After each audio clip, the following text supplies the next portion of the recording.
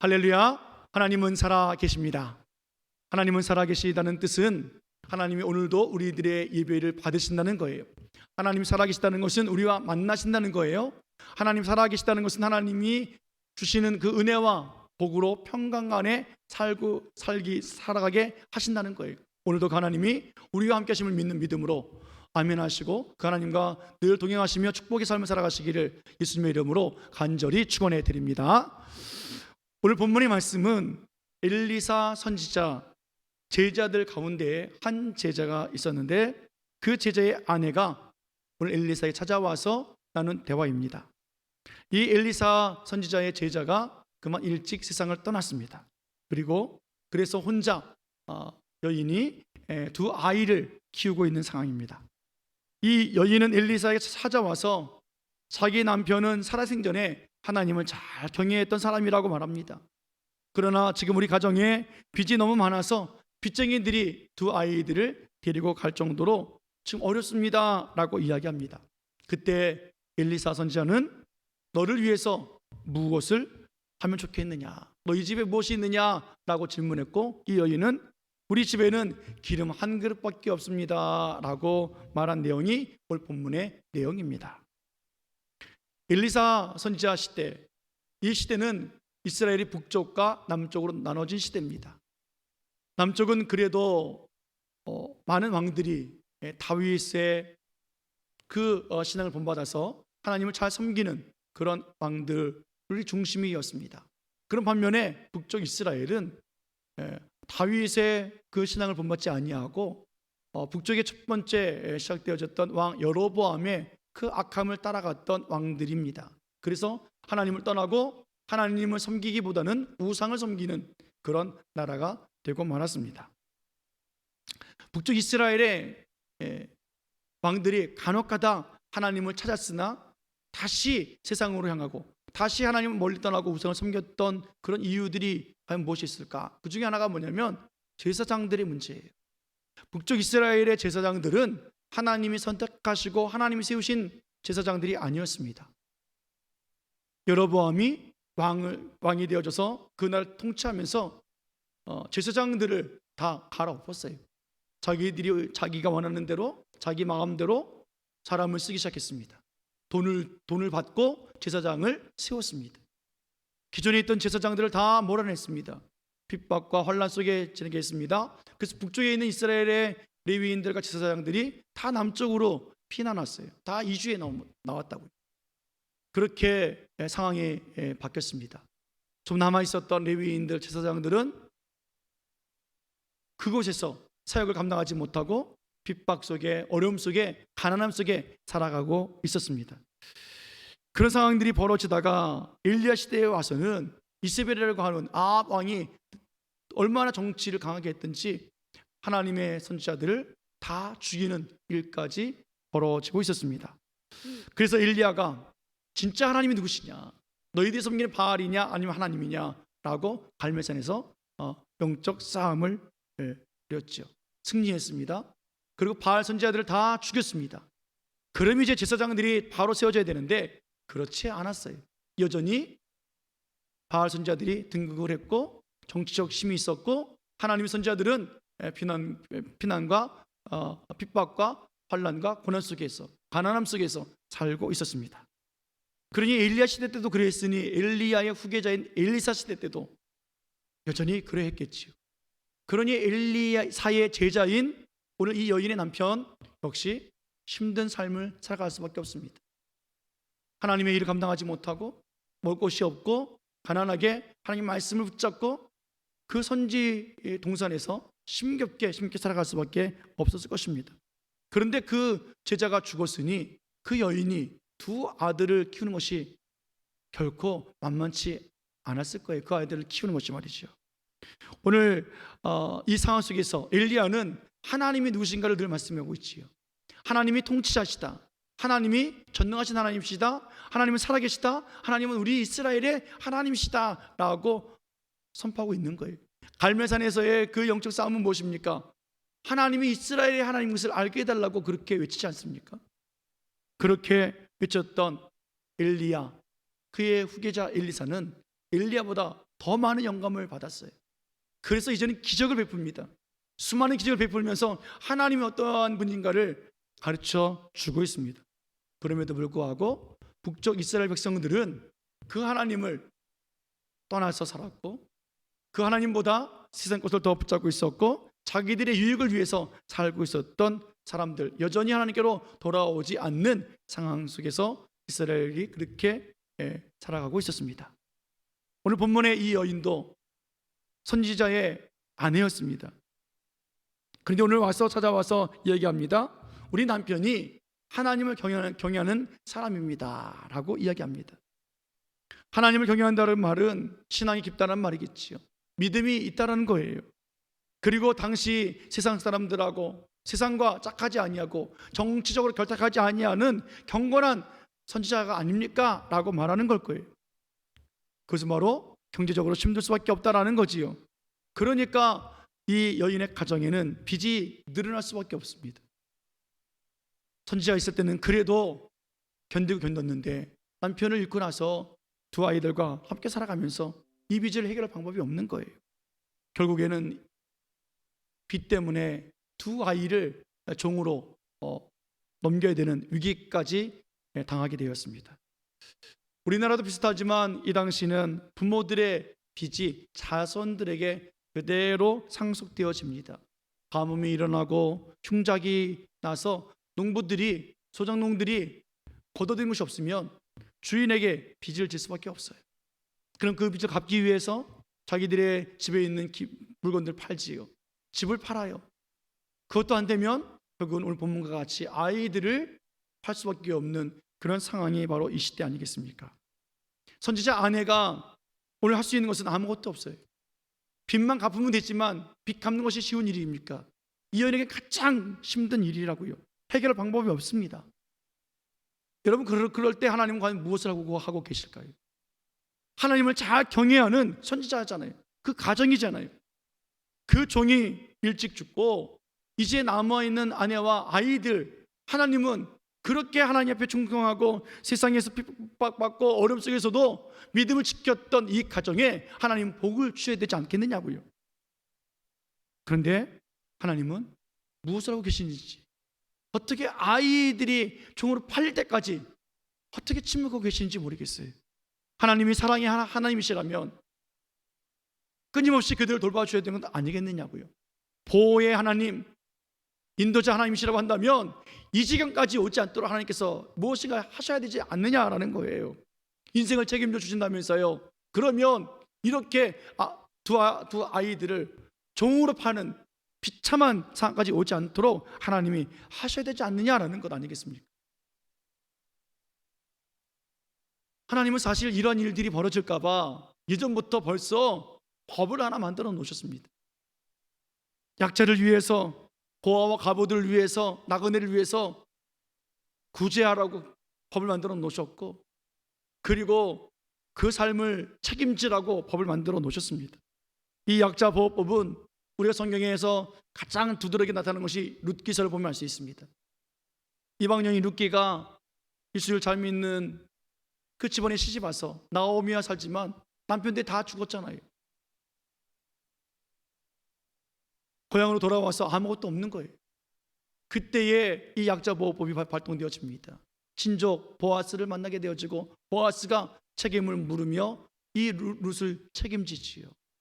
그런 법이 있었고 그 법을 준행했습니다. 그런데 지금 북쪽 이스라엘은 이 법을 지키지 않고 있는 거예요. 하나님을 떠났으니까 하나님의 율법이 그들에게 적용될 리가 없었습니다.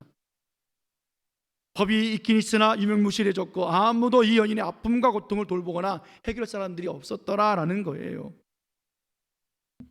그러면 하나님께서 법만 제정해 놓으시고 사람들이 안 지키니까 나 모른다 그러셨을까요?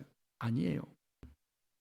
하나님은 자신을 경외하면서 살았던 그 선지자 그리고 남겨진 식구들 하나님 버려두시는 하나님이 아니십니다. 하나님은 하나님의 종들의 생활을 보시고 날마다 안타까워하시는 긍휼의 하나님이십니다. 죄악으로 가득한 세상에서 하나님의 사람들이 그렇게 힘겹게 책임을 가지고 헌신하며 살아가고 있는 그 성도들을, 하나님의 사람들을 하나님은 여전히 돌보시고 여전히 일하시는 하나님이십니다. 그런데 왜 오늘 본문에서는 하나님이 이 가정을 돌보지 않은 것처럼 보여집니까? 아니에요. 우리 눈에는 그렇게 보일지 모르겠으나 하나님은 그렇게 역사하신 분이 아니세요.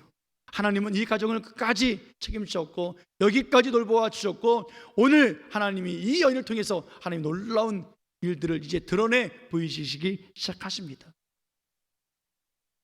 하나님은 이 죄악 속에 가득한 세상, 아합 시대에 하나님 믿는 사람들이 핍받는 이 시대에 단순한 믿음, 적당한 신앙생활로는 하나님을 기쁘시게 할 수 없고 복을 누리며 살 수 없기 때문에 하나님은 그렇게 오늘 하나님을 붙잡도록 역사해 주고 계시는 거예요. 적당한 거리두기 하면서 신앙생활 한다고요? 이쯤 하면 되겠지라고 예배한다고요? 그러다가는 세상의 죄악의 쓰나미가 찾아올 때는 우리 넘어질 수밖에 없어요. 하나님을 온전히 경외하지 않고 살다가는 언젠가는 우리는 믿음 잃어버리고 세상과 손을 잡고 세상의 방법으로 하나님을 떠날 수밖에 없다고요. 오늘 그렇기 때문에 하나님은 하나님의 사람을 더 완전하게 만들어 주시기 원하시는 거예요. 경건하게 살았던 그 남편의 아내, 그 자식들을 하나님은 돌보시고 그들로 하여금 하나님을 온전히 섬기게 하시기 위해서, 하나님과 깊은 관계를 맺게 하기 위해서 여기까지 하나님은 기다려 주셨던 하나님이세요. 하나님은 오늘 이 여인에게 남편 잃고 자식 키우며 살아가는 삶이 얼마나 힘든지 알지만, 그러나 이 여인에게 하나님께서 하시고 싶은 마음은 내가 너의 인생의 책임자란다. 내가 너를 지키고 내가 너를 먹인다. 오직 말씀만, 오직 하나님만, 오직 믿음으로만 살아야 그것이 참 의인의 모습이란다 라고 말씀해 주고 싶으신 거예요. 그래서 점점 더 어렵게 만드시는 거예요. 점점 더 빚이 늘어나게 만드는 거예요. 어떻게 할 수 없을 때와 같이 하나님께서 몰아가신다고요. 왜요? 이 여인은 하나님을 경외하는 여인이 아니라 남편을 의지했던 여인이기 때문에 그래요. 자기 남편이 하나님을 경외했기 때문에 자기가 복받는다고 생각하고 있는 거예요. 남편이 하나님의 선지자고 하나님 경외하는 사람이기 때문에 우리 가정은 복받을 거야 라고 그냥 그 믿음으로 살아왔어요. 그렇게 홀로 아이를 키우면서 살아왔으나 하나님은 이제 이 여인이 붙잡아야 할 것이, 남편도 잃어버렸지 않냐, 너의 힘으로 할 수 있는 거 없지 않냐 라고 말씀하시며, 이제 환경과 남편이 아니라 하나님만이 나를 책임져 주시고 우리 아이를 책임져 주시는 것을 믿게 하시기 위해서, 내 남편이 하나님을 경외하는 사람이었습니다 라고 말하는 것이 아니라 제가 하나님을 경외합니다 라고 말할 수 있도록 하나님은 그렇게 기다려 주시고 또 기다려 주신 거예요. 이 여인은 남편이 살아있을 때 하나님 찾지 않았어요. 남편이 죽어도 하나님을 찾지 않았어요. 빚이 있을 때도 하나님 찾지 않았어요. 빚이 늘어나도 찾지 아니했어요. 빚이 늘어날 때마다 그 빚을 정산하기 위해서, 해결하기 위해서 이 사람을 만나고 저 사람 만나고 그렇게 상의했고 이 방법 저 방법 다 동원해 봤어요. 그렇게 힘겹게 오늘까지 살아왔다고요. 근데 이제는요, 그 누구도 도와주질 않아요. 방법도 이제는 없어요. 이제 비로소 이 여인은 하나님을 찾는 거예요. 하나님의 사람 일리에게 찾아와서 자기의 처지와 형편을 말합니다. 자기의 문제를 원합니다. 해결해 줄 것을 원하고 있습니다. 이 여인은 이제서야 내 남편이 하나님을 경외하는 사람 아닙니까? 그렇게 찾아왔으나 이제 하나님이 하신 일들을 보고 이 여인은 남편이 하나님을 왜 경외하게 되었는지, 어떻게 하는 삶이 경외하는 삶인지 그 여인은 이 놀라운 기적을 통해서 하나님을 보고 깨닫게 되기를 하나님은 원하고 계시는 거예요. 오늘 자신의 형편 속에서 내가 정말 찾아야 할 것은 하나님밖에 없다, 하나님을 경외하는 것이 무엇인지 알길 원한다, 그 믿음으로 살게 하시기 위해서 여기까지 하나님은 몰아가셨고 그리고 놀라운 기적을 베풀어 주십니다. 하나님의 앞에 나와서 부르짖는 그의 모습 보십시오. 내 두 아들이 종으로 팔리게 되었나이다. 원통함과 원망의 모습이었으나 이제는 하나님을 알면 알수록 그는 하나님 앞에 맡깁니다. 호소합니다. 하나님 앞에 믿음으로 부르짖습니다. 그때 하나님은 그 부르짖음에 응답해 주고 계시는데 오늘 본문이 그 얘기예요. 2절 말씀 보겠습니다. 2절 하나님께서 어떻게 응답해 주십니까? 같이 읽을까요? 자, 시작. 엘리사가 그에게 이르되 내가 너를 위하여 어떻게 하랴? 내 집에 무엇이 있는지 내게 말하라. 그가 이르되 계집종의 집에 기름 한 그릇 외에는 아무것도 없나이다 하니. 아멘. 하나님은 이 여인의 형편을 너무 잘 알고 계시죠. 두 아들이 종을 팔려갈 위기 속에 있다는 것도 알고 계세요. 우리 하나님은 그래서 오늘 내가 너를 위하여 어떻게 하랴 라고 말씀하십니다. 네 집에 무엇이 있는지 내게 말하라 라고 질문하십니다. 하나님 모르시기 때문에 너네 집에 뭐가 있니? 라고 물으시는 것이 아니에요. 다 알고 계세요. 이 말씀은 뭐냐면 내가 너희 집에 있는 무엇이든지 내가 할 수 있어 라고 말씀하시는 거예요. 오늘 그때 그 여인이 말합니다. 계집종의 집에 기름 한 그릇 외에는 아무것도 없습니다. 여러분, 기름 한 그릇밖에 없대요. 아무것도 없대요. 이거 최악 아닙니까? 최악. 얼마나 가난한지 우리가 알 수 있는 것 아니겠습니까? 여러분, 그런데요, 우리가 생각하는 이 최악의 상황들, 우리가 느끼기에 아무것도 할 수 없다라고 하는 이 상황들, 이 고백이 하나님께는 최악이 아니라는 거예요.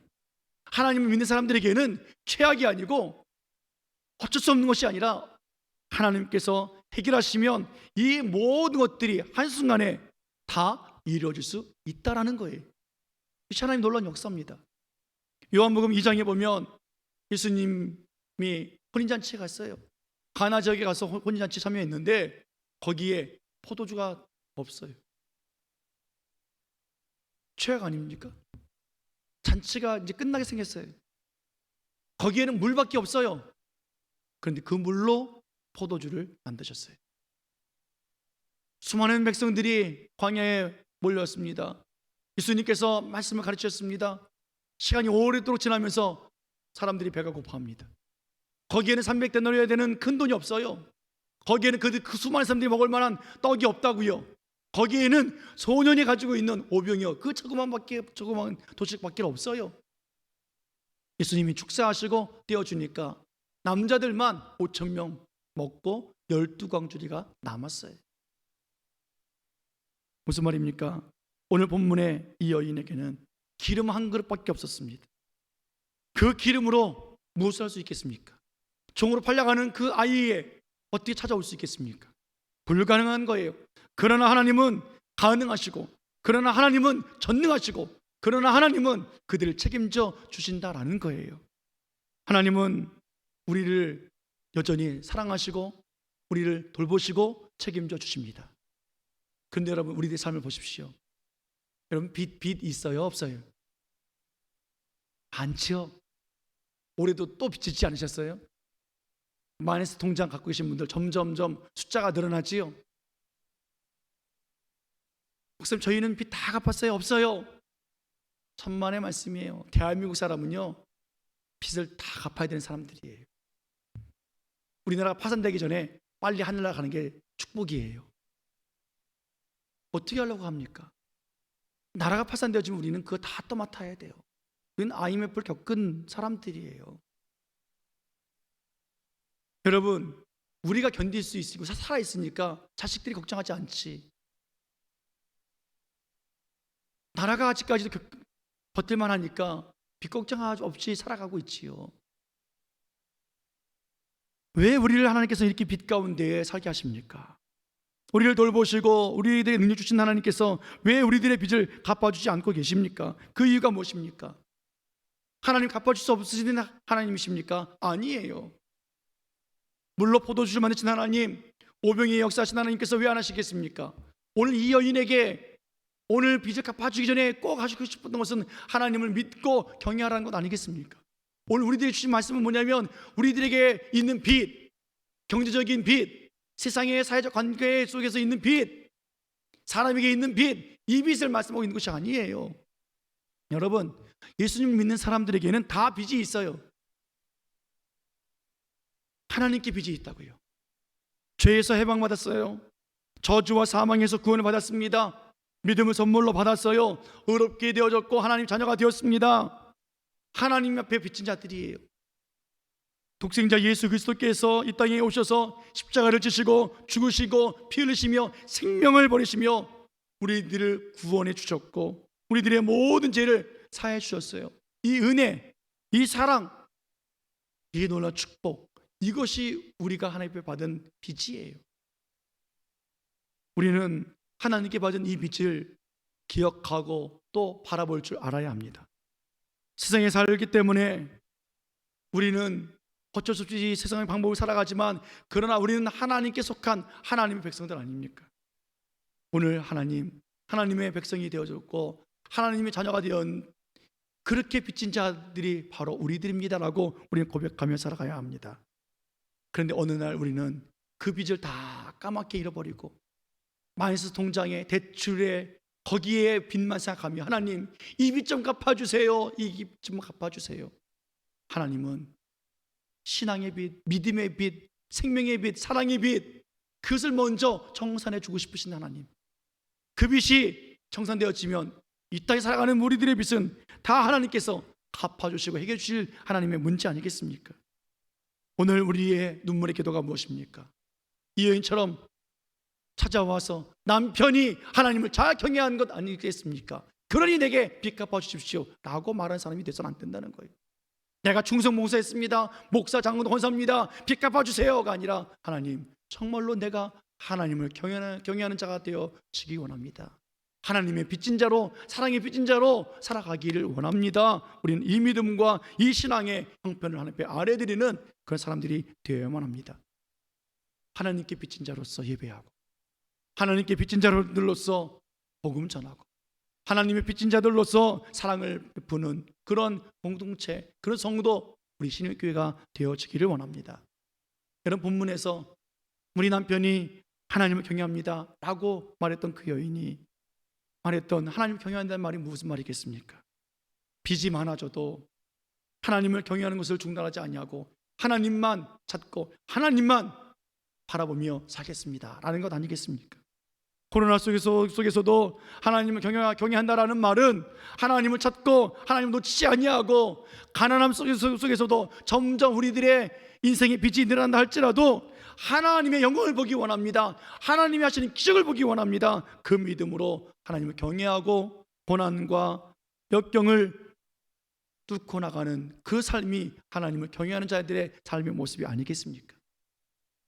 사랑하는 여러분, 경외는 고난과 상황을 크게 보는 것이 아니라 하나님을 크게 보는 것이 경외하는 마음입니다. 하나님께서는 오늘 우리들에게 묻고 계세요. 너희들이 가지고 있는 것이 무엇이니? 마이너스 통장이 아니에요. 사람들과의 관계에 빚진 것, 그것이 아니에요. 오늘 하나님께서 우리들에게 너희 집에 있는 것이 무엇이니? 라고 물으십니다. 우리에게 있는 그 기름 한 그릇, 과연 그것이 무엇일까? 하나님 그것을 하나님 앞에 올려드릴 때 하나님은 그것으로 우리들의 모든 빚을 탕감시켜 주시고 그리고 우리를 하여금 살아갈 때 부족함이 없게 해주신 하나님이십니다. 오늘 본문 말씀 볼까요? 7절 말씀 보세요. 7절 같이 보겠습니다. 자, 시작. 그 여인이 하나님의 사람에게 나아가서 말하니 그가 이르되 너는 가서 기름을 팔아 빚을 갚고 남은 것으로 너와 내 두 아들이 생활하라 하였더라. 아멘. 그 기름 하나 가지고는 안 되니까 어떻게 말합니까? 빈 그릇을 빌려와라. 동네 사람들에게 가득 빌려왔어요. 빈 그릇에 기름을 다 채웠습니다. 하나밖에 없는 그 기름, 그것을 가지고 말이에요. 그리고 달려왔습니다. 그때 하신 말씀이 뭐예요? 너는 가서 그렇게 많은 기름을 받아놨으니 그 기름을 팔아서 빚을 갚아라. 그리고 남은 것으로 두 아들과 함께 생활하라 라고 하나님께서 축복해 주시고 계세요. 사랑하는 여러분, 하나님은 우리들에게 이복 주시길 원하십니다. 우리들의 빚을 청산해 주길 원하시고 남은 것을 가지고 생활하며 하나님을 기쁘게 해드리며 살게 하시길 원하고 계세요. 너희들이 가지고 있는 것이 무엇이냐? 오늘 우리에게 묻습니다. 하나님, 오늘도 우리는 하나님을 경외하기 원합니다. 오늘 이 여인은 하나님을 경외하지 못했고 자기 남편이 하나님을 경외했다고 자랑했던 여인이었습니다. 아니요, 그러나 이제는 하나님을 경외하는 자가 되었고 하나님의 사람들로 자기 아들을 키우기를 원했던 한 여인이 되어졌고, 그렇게 기적을 맛본 후에 하나님의 말씀으로 살아가는 여인이 되었습니다. 하나님의 행하신 일을 인정하게 되었고, 하나님이 참 인생의 주인이심을 깨닫게 되었고, 은과 금의 주인이 하나님이심을 알게 되었고, 그리고 여전히 자기를 기억하고 우리 가정을 돌보시는 분이 하나님이심을 믿는 믿음으로 살아가는 여인이 되었습니다. 그리고 정말로 그 말씀대로 빚을 다 청산하고 두 아들과 넉넉한 삶을 살아가는 축복을 받으며 살아가게 되었습니다. 여러분, 오늘 우리들에게 있는 것이 무엇입니까? 기름 한 그릇이 무엇이겠습니까? 믿음의 한 그릇, 예배의 한 그릇, 기도의 한 그릇, 헌금의 한 그릇, 헌신의 한 그릇, 그리고 우리 사랑의 한 그릇. 우리가 가지고 있는 거 하나님, 이거밖에 없는데요. 그 죄악과 같은 보잘것 없는 그 상황이, 그 적은 것이 오늘 하나님께서 사용하시길 원하시고, 우리들의 예배를 받고 우리들의 믿음을 받고 우리들과 함께 깊은 관계를 맺기를 원하시는 하나님, 우리들에게 모든 인생의 빚을 다 해결해 주시기를 원하시는 하나님, 그 하나님은 오늘도 살아계시고 우리에게 복 주시기를 원하시는 하나님이심을 믿기를 축원해 드립니다.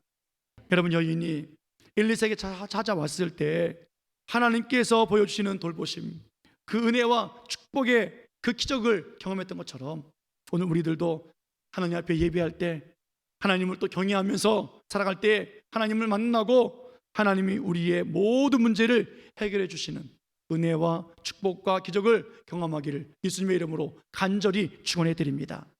계집종 집에는 기름 한 그릇 외에는 없나이다.